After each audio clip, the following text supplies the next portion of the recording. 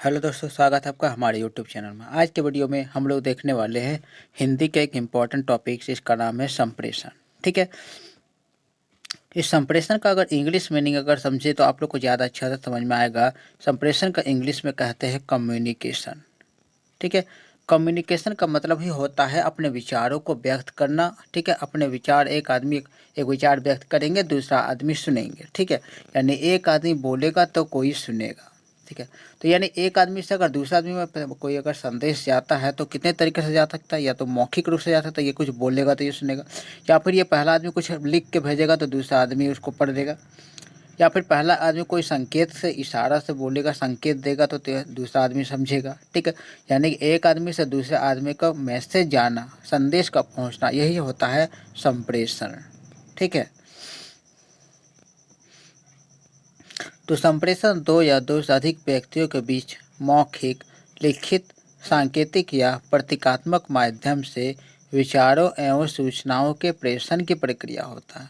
विचार या फिर सूचना को भेजना होता है एक आदमी से दूसरे आदमी में, तो वही संप्रेषण होता है। ठीक है, संप्रेषण हेतु संदेश का होना आवश्यक है। हमारे पास मैसेज होंगे तभी तो हम दूसरे आदमी तक पहुंचाएंगे, यानी कि संदेश होना जरूरी है। ठीक है, संप्रेषण में पहला पक्ष होता है प्रेषक, यानी कि जो मैसेज भेजता है, भेजने वाला, और दूसरा पक्ष होता है प्रेषण, यानी संदेश प्राप्त करने वाला। दो पक्ष हुआ, जो एक भेज रहा है वो एक पहला पक्ष, और जो एक रिसीव कर रहा है, उस मैसेज को पढ़ रहा है, वो दूसरा पक्ष। यस, ठीक है, संप्रेषण उसी समय पूर्ण होता है जब संदेश मिल जाता है और उसकी स्वीकृति या प्रत्युत्तर दिया जाता है। यानी कि पहला भेजेगा, दूसरा जब तक एक्सेप्ट नहीं करेगा तब तक उसको संप्रेषण नहीं कर सकते। ठीक है, अब संप्रेषण की अवधारणा को समझते हैं।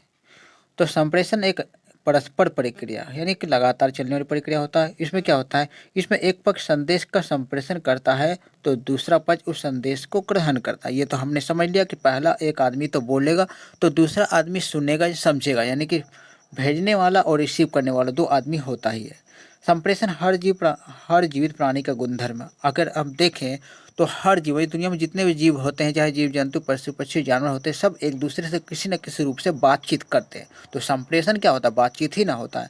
आप लोगों ने देखा होगा कि चींटियाँ एक लाइन से चलती है। ठीक है, एक चींटी, जो चींटियाँ, बहुत सारी चींटियाँ होता है, एक लाइन से चलती है। तो वो चलने का क्या वजह होता है, क्योंकि आगे वाला चींटी एक स्पेशल टाइप का गंध छोड़ती है, और उसी गंध का पीछे वाली चींटी फॉलो करता है, फिर उसके पीछे पीछे वाली चींटी फॉलो करता है। यानी कि वो एक तरीक़ा से संप्रेषण हो गया, उसके लिए एक संदेश हो गया कि उसी गंध के आधार पर ही सब चींटी को चलना होता है। तो वो चींटियाँ लाइन बाई लाइन चलती है, या फिर शिकार या फिर खाद्य पदार्थों आदि की सूचना देती है। आप लोगों ने मधुमक्खियों को नाचते हुए देखा होगा। तो मधुमक्खी को नाच कर ही एक मधुमक्खी दूसरे मधुमक्खियाँ एक दूसरे से बातचीत करती है, यानी कि संदेश पहुंचाते हैं। तो एक तरीका से वह भी संप्रेषण होता है। यानी कि संप्रेषण, आप सिर्फ यही नहीं समझे कि संप्रेषण सिर्फ व्यक्तियों में, मनुष्य में होता है, सभी जीव जंतुओं में होता है। ठीक है, आगे देखते हैं संप्रेषण का महत्व। क्योंकि संप्रेषण बहुत ज़रूरी होता है, आदमियों के बीच बातचीत बहुत ज़रूरी होता है। कम्युनिकेशन नहीं होगा तो कोई भी काम सही ढंग से नहीं होगी। तो महत्व में पहला महत्व देखते हैं कि व्यवसाय को प्रोत्साहित करना। ठीक, कोई भी हम लोग काम करते हैं, कोई भी बिजनेस करते हैं, उसमें संप्रेषण जरूरी होता है। संप्रेषण से कम समय में ज़्यादा काम संभव हो गया है। ठीक है, अगर हमारा बातचीत हो जाएगा, अगर बातचीत करने का तरीका ढेर सारा आ जाएगा तो हमारा काम भी और जल्दी और बहुत आसानी से हो सकता है, और घरेलू और विदेशी व्यापार में वृद्धि हो गई है। ठीक है, आप देख रहे होंगे कि अगर भारत है, अमेरिका में व्यापार करना है या फिर किसी दूसरे देश में व्यापार करना है तो हमें बातचीत तो बहुत ज़रूरी है। तो बातचीत हम कैसे करते हैं, ईमेल के थ्रू बातचीत करते हैं, मोबाइल से बातचीत करते हैं, और इंटरनेट के थ्रू बातचीत करते हैं। तो ये सिर्फ संदेश को मतलब क्या हो गया कि आसान कर दिया है ना, हमारे व्यापार को आसान कर दिया कि दूर दूर तक हम बहुत आसानी से घर बैठे बातचीत कर लेते हैं। वो संप्रेषण को आसान कर दिया तो व्यापार तो फायदा होगा। व्यापारी घर बैठे ही सौदा कर सकते हैं, पूछताछ कर सकते हैं, आदेश दे सकते हैं या स्वीकृति भेज सकते हैं। ये सारे चीज़ संप्रेषण में होता है। यानी कि आप मोबाइल फ़ोन से कर सकते हैं, इंटरनेट से, या फिर जितना भी माध्यम उपलब्ध है अपने घर से ही बातचीत करके अपना बिजनेस सेटल कर सकते हैं। दूसरा इसका महत्व है श्रम में गतिशीलता। ठीक है, संप्रेषण के आसान साधनों से दूरी के दुख दर्द कम हो गया, परिवार और मित्रों से निरंतर संपर्क बनाए रख सकते हैं। ठीक है, होता क्या है कि हम अगर कोई आदमी दूर में काम करता है, बाहर में काम करता है किसी दूसरे शहर में, तो घर के लोगों से बातचीत कर सकता है, कम है ना, या फिर बातचीत कर सकता है, अपने रिश्तेदारों के साथ बातचीत जारी रख सकता है। Phone, computer, internet, email, WhatsApp, ये सारा चीज़ तरीक़ा से बातचीत जारी रख सकता है। और इसके अलावा जैसे उद्योग धंधे में तो आसानी से हो गया कि कोई काम करने अगर दूर गया है तो परिवार के साथ बातचीत बना रहता है, यानी कि संप्रेषण बना रहता है।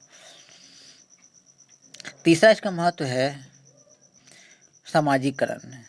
संप्रेषण के विविध साधनों से लोग अपने सगे संबंधी, मित्रों, परिचितों से नियमित रूप से संदेशों का आदान प्रदान करते हैं। यानी कि वही बात हो गया कि जो सगे संबंधी होते हैं, रिश्तेदार होते हैं, दोस्त होते हैं, इसके भी जो संप्रेषण होता है, बातचीत होता है, तो वो बातचीत आसान हो जाता है और उसके काम आसानी से निकल जाते हैं। इससे आपसी संबंध प्रगाढ़ हुए और समाजीकरण बढ़ा है, यानी कि आपस का जो रिलेशन होता है और मजबूत होगा, क्योंकि अगर बातचीत हमेशा होते रहेगा तो रिलेशन और मजबूत तो होता ही है। ठीक है। उसके बाद है समन्वय और नियंत्रण। व्यावसायिक गृहों एवं सरकार के कार्यालय अलग अलग स्थानों पर स्थित होते हैं। कई बार ऐसा होता है कि बिजनेस के संस्थान अलग अलग जगह में, बिजनेस के बिल्डिंग अलग अलग जगह में होते हैं, या फिर सरकार के जो बड़े बड़े कार्यालय होते हैं अलग अलग जगह पे होते हैं। तो अगर अलग अलग जगह पे होते हैं, अलग है ना, या फिर अलग अलग भवन के अंदर होते हैं, तो इनके बीच जब बातचीत होता है, संप्रेषण होता है, संप्रेषण के माध्यम जब उपलब्ध होते हैं, या फ़ोन हो गया, इंटरनेट हो गया, जब ये सब उपलब्ध होते हैं तो उनके काम भी बड़ी जल्दी से होते हैं। ठीक है। इंटरनेट के थ्रू एक दूसरे से कनेक्ट होते हैं, फ़ोन के थ्रू कनेक्ट होते हैं, यानी ये सब तो संप्रेषण के माध्यम ही है ना। तो संप्रेषण इन लोगों के काम को और आसान बना देता है। ठीक है। उसके बाद का फ़ायदा क्या है? कार्य निष्पादन में कुशलता। तो प्रभावी संप्रेषण का कार्य निष्पादन में श्रेष्ठता लाने में बड़ा योगदान रहता है। ठीक है। व्यावसायिक इकाइयों में नियमित संप्रेषण के कारण दूसरों से ऐच्छिक सहायता प्राप्त होता है, क्योंकि वह विचार और निर्देशों को भली भांति समझते हो। ठीक है। क्या कह रहा है ये कि जब संप्रेषण होता है तो कार्य कुशलता में भी वृद्धि होता है। ठीक है। नेक्स्ट पॉइंट हम देखते हैं आपातकाल में सहायता। जब इमरजेंसी होता है ना, कभी बहुत ज़्यादा या फिर दुर्घटना वगैरह हो गया, फिर आग लग गया, या स्थानीय सब सारा चीज़ों की जगह दुर्घटना लगने, आग लग गया, फिर किसी भी तरह का मुसीबत आ जाता है, तो उस समय हम संप्रेषण के माध्यम से दूसरों से मदद मांग सकते हैं, यानी हमारा काम और आसान होता है और हमें सहायता जल्दी से जल्दी मिल जाता है। उसके बाद का और एक महत्व क्या है? समुद्री और हवाई यातायात, ये सब चीज़ों में तो क्या होता है कि जैसे संचार माध्यम समुद्री जहाज तथा हवाई जहाज को सुरक्षित यात्रा के लिए बहुत सहायक होता है। ये तो जानते हो कि जो समुद्र में जो यात्री यात्रा करते हैं, तो उसमें हो सकता है कोई किसी भी तरह की मुसीबत आ सकता है, या फिर उन्हें डायरेक्शन पता करना हो, या फिर हवाई जहाज से कोई हवाई जहाज में जा रहा हो तो उन्हें डायरेक्शन पता करना है कि उत्तर उड़ना है, दक्षिण पश्चिम किधर उड़ना है।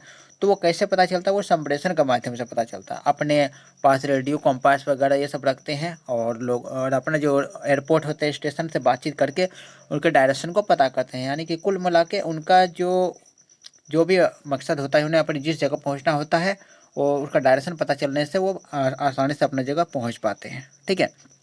उम्मीद है आप लोग को ये वीडियो समझ में आ गया होगा, है ना, और संप्रेषण के विशेषताएं और संप्रेषण को अच्छे से समझ लिए। ठीक है। मिलते हैं हम लोग तब तक नेक्स्ट वीडियो में।